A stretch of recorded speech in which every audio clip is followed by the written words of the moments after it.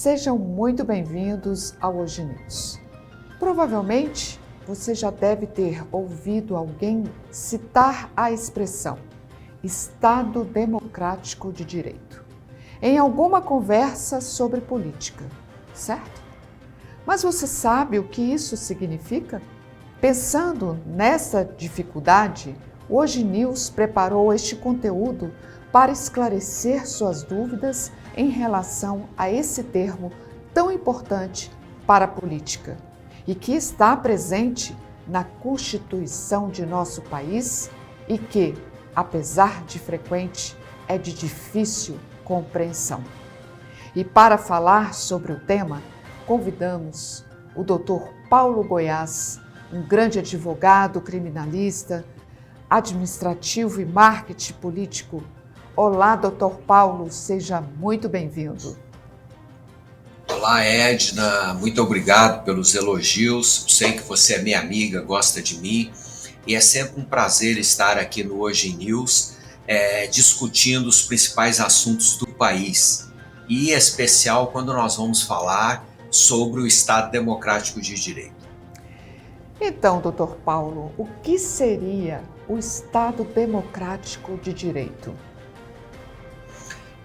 Bom, a Constituição da República Federativa do Brasil, no título dos princípios fundamentais, diz que a República Federativa do Brasil constitui-se num Estado democrático de direito e que tem fundamentos, entre outros, na cidadania, na dignidade da pessoa humana, o pluralismo político e que todo poder emana do povo que o exerce por meio de seus representantes eleitos, não nomeados.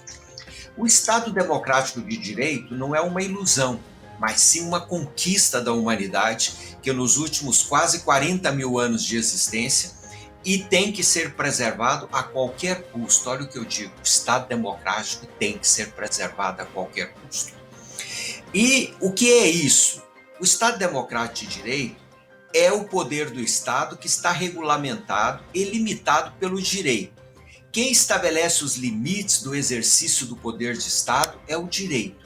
Motivo que o Estado de Direito ele tem que cumprir as leis, a Constituição, as leis complementares, as leis ordinárias, as leis especiais, os decretos, as portarias e etc. O Estado Democrático de Direito ele é um conceito jurídico político que vincula três ideias: Estado, democracia, direito, conferindo-lhes significado preciso e que deve ser respeitado por todos. Por quê? O Estado Democrático de Direito ele se baseia inicialmente na Constituição Federal, que é a lei máxima do país, que é fruto de uma constituinte, onde a maioria do pensamento nacional se manifestou formando normas que devem ser cumpridas para todos. E qual é o objetivo do Estado de Direito? O Estado de Direito ele visa, primeiro, preservar você, cidadão. Segundo, ele visa preservar as liberdades individuais daqueles que ousam discordar, desses déspotas e aprendizes de ditadores. Nós, no Brasil, temos visto que o ministro do Supremo Federal que age ao arrepio da Constituição Federal e do sistema legal vigente, legislando, abrindo inquérito, abrindo ação penal, prendendo e processando por simples opiniões jornalistas, parlamentares, presidentes de partidos políticos, cidadãos e ativistas políticos, numa clara violação ao Estado Democrático de Direito.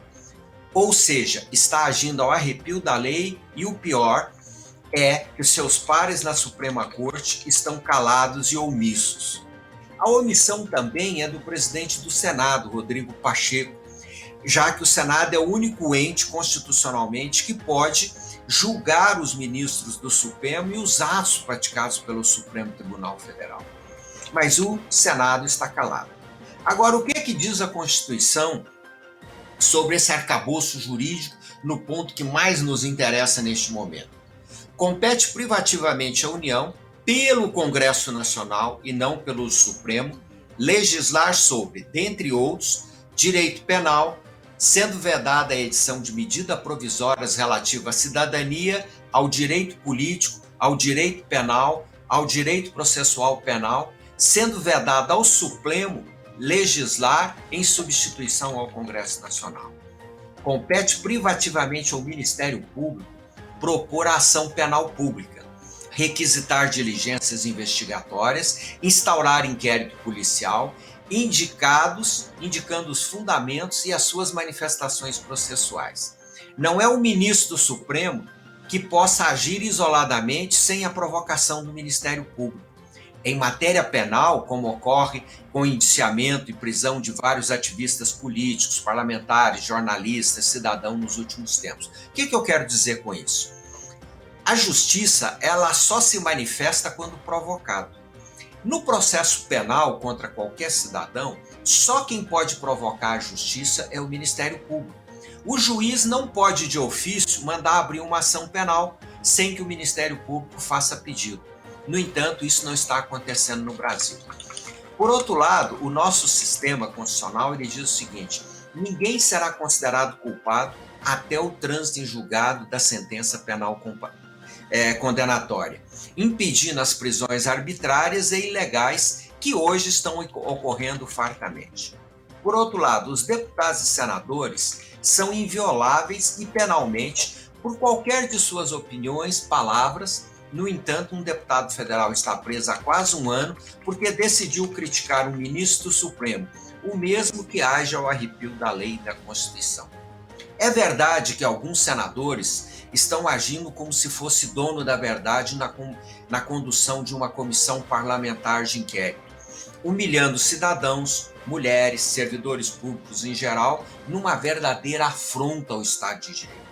Alguns governadores e prefeitos tomaram medidas inconstitucionais contra seus respectivos cidadãos. E o Supremo e o Congresso Nacional ficaram omissos no dever de defender as liberdades dos cidadãos. Por outro lado, Edna, como se vê, o Supremo vem legislando em matéria penal, usurpando a competência privativa do Ministério Público para instaurar inquérito policial penal, promover ação penal pública em substituição ao juiz natural, mesmo estando referindo a ministro absolutamente incompetente. O que eu quero dizer que é um ministro incompetente? Imagina o seguinte cenário: você está processando o Paulo Goiás. Aí o Paulo Goiás é juízo e abre uma ação penal contra você. Você acha isso justo? Nós sabemos que o Roberto Jefferson está processando o ministro Alexandre de Moraes já em alguns processos no Senado Federal, que é o foro de competência. No entanto, o ministro manda prendê-lo. Será que isso não está violando o Estado Democrático de Direito? Não está violando as garantias fundamentais dos seres humanos? Tá certo? É preciso que a gente tenha em mente o seguinte: cada vez que nós permitimos que qualquer agente público, qualquer seja presidente da República, ministro, senador, deputado, prefeito, governador, qualquer agente público, viole os nossos direitos e o Estado Democrático de Direito, nós estamos abrindo uma brecha que pode virar contra nós. Não é porque agora está prendendo o Roberto Jefferson, que eu não gosto, é que eu vou ficar calado. Não é porque está condenando o Lula que eu vou ficar calado. Não é porque está condenando A, B ou C de qual partido ou qual ideologia. O importante é que a lei tem que ser igual para todos. Os ministros do Supremo Tribunal são agentes políticos e, como tal, devem seguir e garantir a Constituição. Veja bem, o próprio artigo 5º, parágrafo 2º da Constituição diz: os direitos e garantias expressos nessa Constituição não excluem outros decorrentes do regime e dos princípios por ela adotado ou do tratado internacional em que a República Federativa do Brasil faz parte. O que é isso? Como nós dissemos, o Estado Democrático de Direito é uma conquista de 40 mil anos da raça humana. Começou lá atrás com o homem neandertal e veio até os dias de hoje, aprimorado em alguns países, menos aprimorados em outros, mas sempre o que se busca é a melhoria. Para se ter uma ideia, o Brasil faz parte do Pacto de São José da Costa Rica. que é na Declaração Universal dos Direitos do Homem, que diz no artigo 10: toda pessoa tem direito, em plena igualdade, a uma audiência justa e pública por parte de um tribunal independente e imparcial para decidir direitos e deveres ou do fundamento de qualquer acusação criminal contra ele. E o Pacto de São José de Costa Rica, no artigo 8º, diz o seguinte: toda pessoa terá o direito de ser ouvida com as devidas garantias e dentro do prazo razoável por um juiz ou tribunal competente, independente e imparcial, estabelecida anteriormente por lei, na apuração de qualquer acusação penal formulada contra ele ou na determinação de seus direitos e obrigações de caráter civil, trabalhista, fiscal ou qualquer outra natureza. O que quer dizer isso, a raça humana? Quer dizer o seguinte, que em todo o globo deve ser respeitado o cidadão. E todos só podem ser julgados por um juiz competente, que nós chamamos de juiz natural. Quem é o juiz natural? Primeiro, em primeiro grau, é o juiz lá concursado, que se submete a provas e uma série de testes, torna juiz da vara e juiz penal de uma jurisdição. O que é uma jurisdição? É a área de atuação. Vamos dar um exemplo: Goiânia. O juiz penal de Goiânia, ele tem competência em Goiânia, ele não tem em Aparecida, ele não tem em Anápolis ou qualquer outra cidade do país. O crime tem que ter acontecido lá. A nossa Constituição veda, inclusive, o juiz e tribunal de exceção. Então, não há esse caso, o juiz disse assim: eu quero processar o Paulo Goiás ou eu quero processar a Edna. No campo infraconstitucional, que é nas leis ordinárias, lei complementar, o legislador brasileiro procura assegurar a imparcialidade do juiz. Por consequente, ele busca situações para que o juiz seja impedido, indica as impossibilidades de atuação em determinado processo em decorrência da imparcialidade. Quando nós falamos imparcialidade, nós não queremos dizer que o juiz é mau, que o juiz é bandido. Não, quer dizer o seguinte: se ele se enquadra naquela hipótese, ele está impedido. Não porque ele seja desonesto, é porque há o pressuposto de que ele pode, a qualquer momento, trazer as vaidades pessoais ou os desafetos pessoais para aquele processo. Quase todos que estão me ouvindo já foram testemunhas. Uma das primeiras perguntas que o juiz faz a você qual é? Você é amigo íntimo da parte? Se você for amigo íntimo, você apenas presta esclarecimento, você não é testemunha. Porque o seu coração pode ser mais forte do que a sua razão. A mesma coisa vale para o juiz. Então vamos trazer um fato concreto que está aí na moda, que uns gostaram, outros odiaram, que é a prisão do Roberto Jefferson. Ele está sendo processado pelo ministro Alexandre de Moraes. No entanto, o próprio ministro que determina a sua prisão, pelo que tudo indica, o faz por perseguição e ódio de vingança. Por quê? O crime de opinião no Brasil, ele é um crime de natureza privada. O que significa isso? Quando você me xinga de alguma coisa, imputa a mim um crime ou uma conduta vedada, eu, se quiser, processo você, que é a famosa queixa-crime, nos crimes de calúnia, difamação e injúria. Então, não é caso de ação penal incondicional, que é de competência do Ministério Público.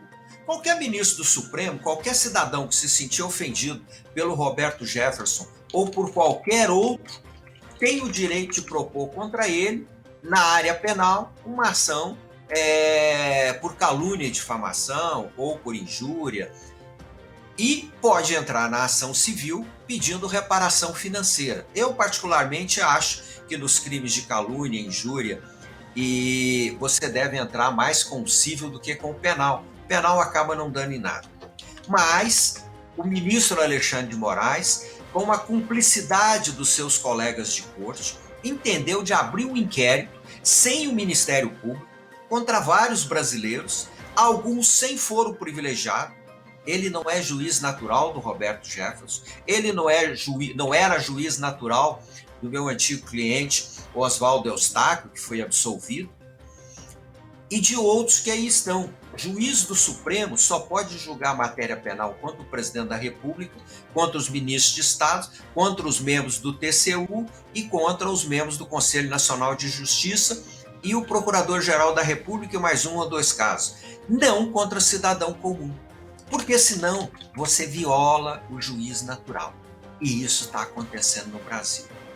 E se você me permite, Edna, eu acho que está chegando a hora de nós brasileiros queremos construir uma sociedade livre, justa e solidária, garantir o desenvolvimento nacional, erradicar a pobreza, a marginalização e reduzir as desigualdades sociais e regional, buscando a promoção do bem comum, sem preconceito de origem, raça, sexo, cor, idade ou qualquer outra discriminação, dentre elas a do ódio. Se nós não respeitarmos a vontade popular na escolha dos nossos dirigentes, se os poderes constituídos começarem a se enfrentar entre si, duas coisas se resolvem. Ou a classe política resolve pelos canais políticos, ou o cidadão vai resolver pela arma. E quando você vai resolver pela arma, nós vamos ter irmãos matando irmãos por questões de ideias ou por desafeto. E isso não é bom para nenhuma sociedade. Por isso, essa preocupação de todos os operadores do direito, das pessoas responsáveis, para que o país volte ao trilho. Se o senhor Alexandre de Moraes, ministro do Supremo Tribunal Federal, quer processar alguém, entre com uma queixa-crime, entra com uma notícia-crime no Ministério Público, entra com uma ação civil pedindo ressarcimento, mas jamais use a sua caneta para mandar prender os seus desafetos. Porque fazendo isso, você está dizendo para nós, os cidadãos, que a justiça serve para alguns e não para todos. Não se pode permitir que haja violação ao Estado de Direito. Eu já falei muito, Edna, e eu vou até concluir aqui lembrando o poeta Fernando Pessoa, que um dos seus tantos momentos de sabedoria ensinou: quando Deus quer, o homem sonha, a obra realiza. E esta premissa tem sido força motivadora da minha vida na defesa da democracia e das liberdades individuais, quer como cidadão, quer como advogado e agora como analista político. Por outro lado, concluindo, eu só digo o seguinte: está na hora da razão funcionar na classe política. Chega! Para de ficarem brincando com o Estado Democrático de Direito. Vamos jogar dentro das regras, dentro das 4 linhas da Constituição. Porque se assim não for, provavelmente será o poder das armas que vai estabelecer a regra do nosso jogo. Bem, doutor Paulo, muito obrigada pela sua participação. E agora, com certeza, quem estava em dúvida sobre a função desses 3 poderes, com certeza não está mais. Obrigada, doutor Paulo. Eu que te agradeço, Edna, é sempre uma oportunidade. Eu procurei aqui manifestar o que eu penso da situação crítica que está o país. Nós estamos num momento de quase ruptura institucional, ou os dirigentes esfriam a cabeça.